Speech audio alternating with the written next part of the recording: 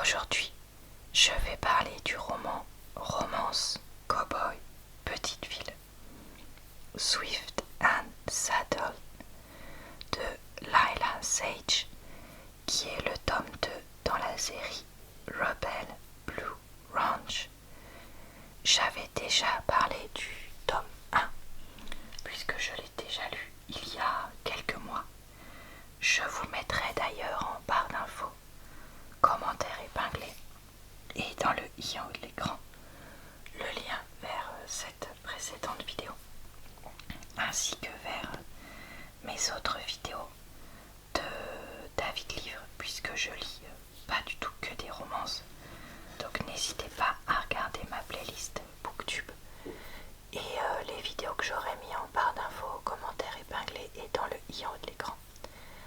Tout comme mes vidéos carnet de lecture pour retrouver des compilations de tout ça.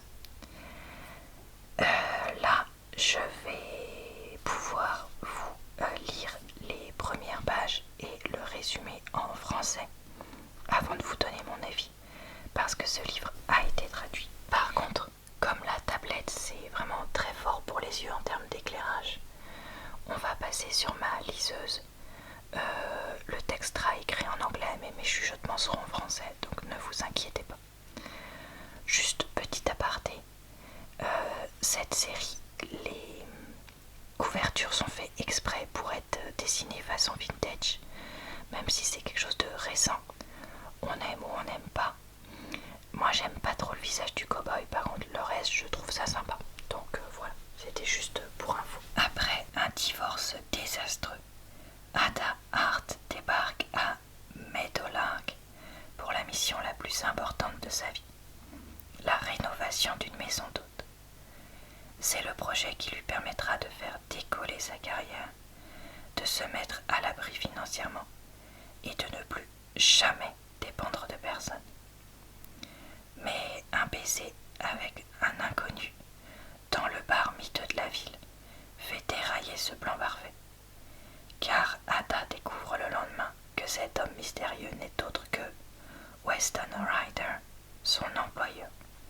Et donc il est sorti en France à l'été 2025. Allez, on passe à la lecture. Chapitre 1. Ada. J'avais déjà eu affaire à beaucoup de menteurs, mais aucun qui ne mente autant que Google. Mon intention n'est pas de discréditer le moteur de recherche, mais je souhaiterais attirer l'attention sur ces inexactitudes les plus énervantes. Dans le cas présent, il était indiqué que le bar dans lequel j'étais assise, parce que c'était l'unique établissement de la petite ville de Meadowlark dans le Wyoming, ouvert après 22 heures un dimanche soir, servait à manger. Ce n'était pas le cas.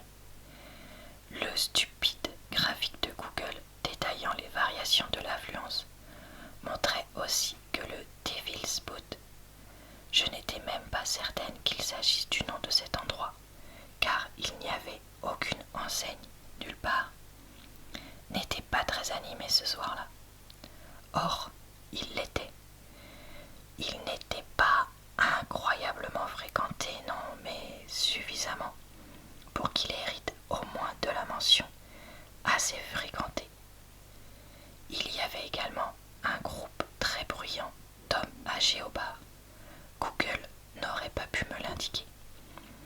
Mais s'il y avait eu la moindre photo de l'établissement sur la page qui lui était dédiée, j'aurais probablement pu le déduire moi-même et ainsi carrément éviter de mettre les pieds au Devil's Boot.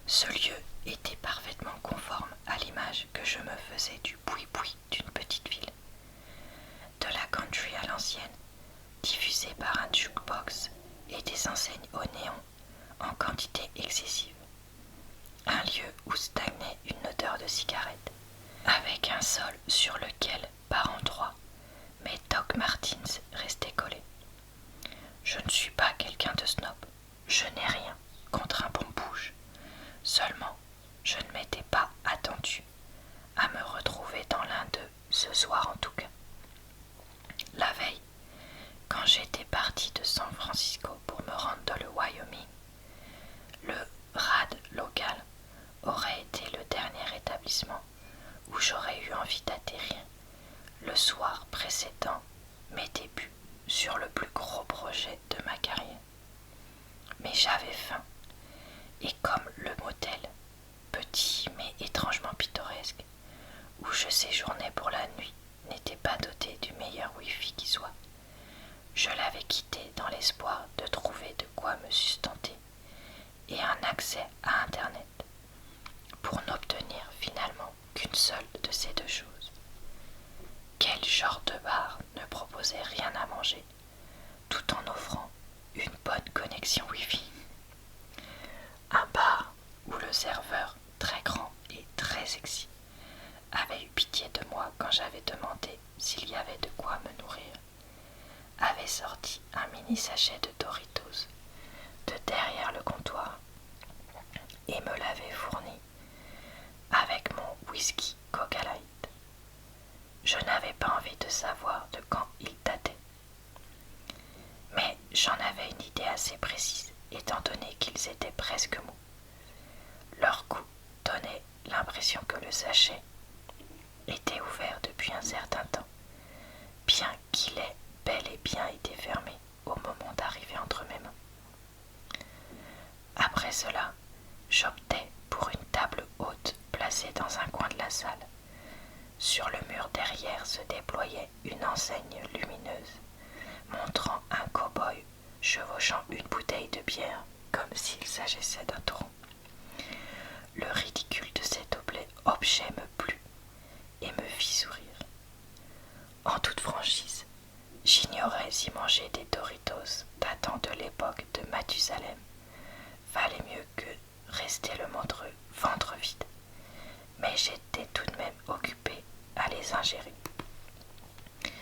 J'essuyais la poudre au goût fromage sur mes doigts afin de ne pas salir l'écran de mon iPad.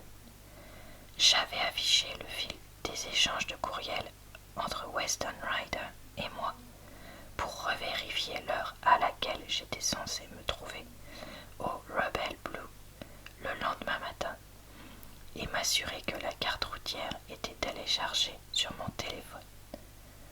Moi, Ada Hart, j'étais toujours au top pour ce qui était d'être bien préparé. Je savais peu de choses à propos de Rebel Blue, uniquement ce que Teddy m'en avait dit au cours des derniers mois. J'avais fait la connaissance de Teddy lors de mon entrée à la fac. Nous avions fréquenté le même établissement du Colorado, du moins durant ma première année. Après cela, j'avais changé d'établissement pour me rapprocher de chez moi.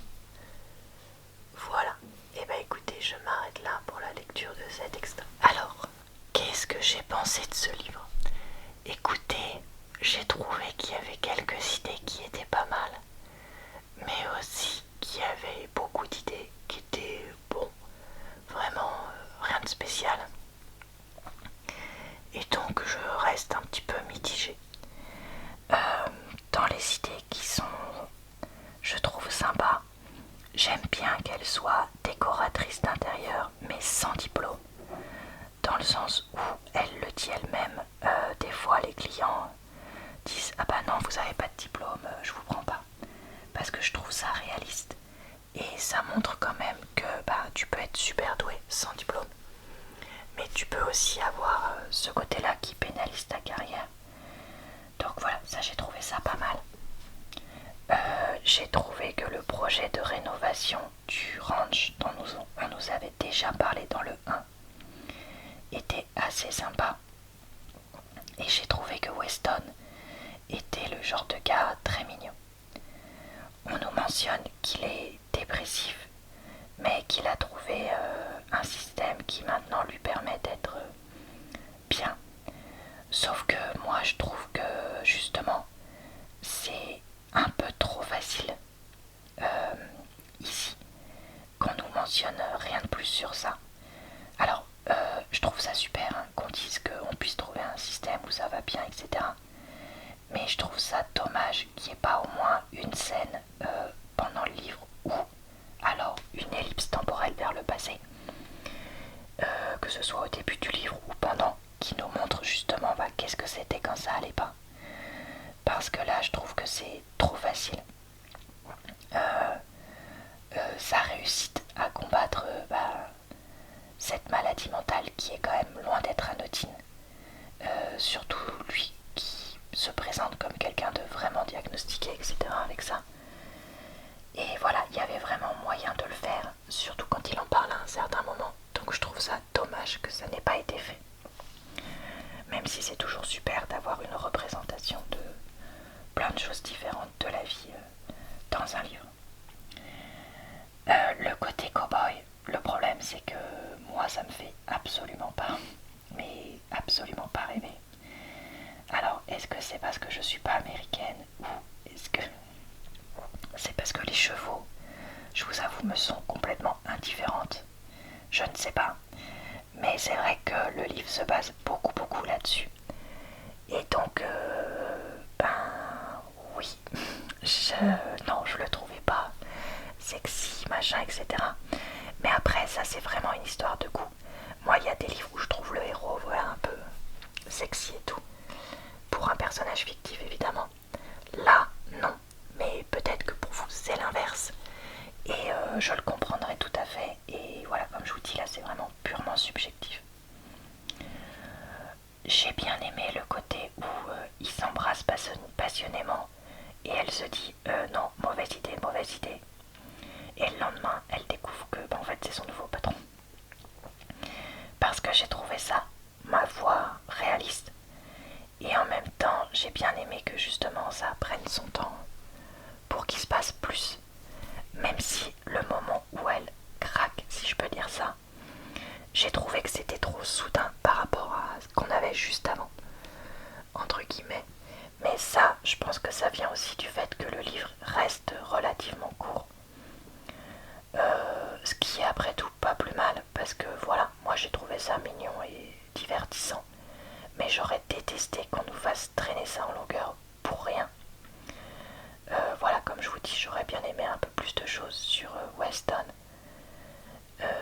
Mais bon, écoutez, c'est comme ça. Le livre a les deux points de vue, même si c'est quand même facile de dire, voire trois quarts Ada plutôt que Weston. Je préfère presque comme ça. Pour ce livre-là, je trouve que c'était bien équilibré et il y a quand même quelques scènes intimes explicites, mais il n'y en a pas des tonnes. Et surtout, contrairement à son livre précédent où le gars changeait complètement de personnalité au lit, là c'est pas le cas et je préfère 1 million de fois ça. Donc voilà, écoutez, si vous aimez les romances cow-boy, je pense que vous adorerez. Si vous aimez les romances mignonnes qui passent le temps sans être exceptionnelles, je pense que vous aimerez bien aussi. Mais si c'est pas ce que vous cherchez, probablement que ce sera pas pour vous. Voilà, et bah écoutez, ça va être tout pour mon avis du jour.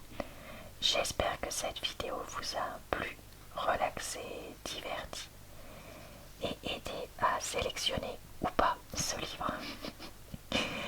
Je vous retrouve très vite pour de prochaines vidéos d'avis lecture ou autres sur ma chaîne parce que je poste plein de types de vidéos quasiment tous les jours. Je vous souhaite une bonne soirée, une bonne nuit ou une bonne journée. Je vous retrouve également sur mon compte TikTok et sur ma chaîne secondaire